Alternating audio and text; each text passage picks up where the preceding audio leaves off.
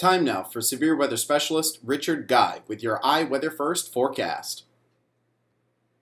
What a cloudy day it's been across the skies of South Florida today. We're looking at the Jupiter Inlet sky cam. You see a lot of white puffy cumulus clouds, and looks like we got a little nimbus rain cloud over there too. Temperature is at 91 degrees, humidity 66%, and check out that heat index. It feels like it's 120 degrees outside right now. So if you're outside for long periods of time, please make sure that you're drinking a lot of water.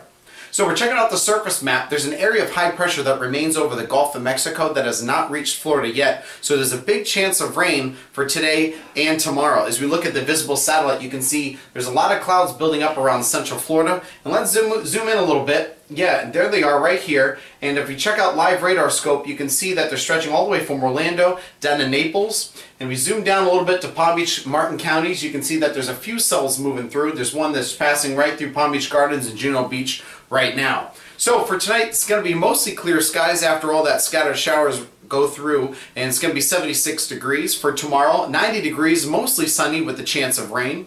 And if you check out the beach, winds north at 5, surface light, and I put a lightning chance medium with all those thunderstorms rolling in. And for you boaters, winds are south 5 to 10 knots, inland waters, a light shot. So we check out the 7-day forecast from iWeather First, and you can see for tomorrow it's going to be 90 degrees with a 60% chance of rain, and throughout the rest of next week it's going to remain about 20%. Once that high pressure moves in, should push out all that rain.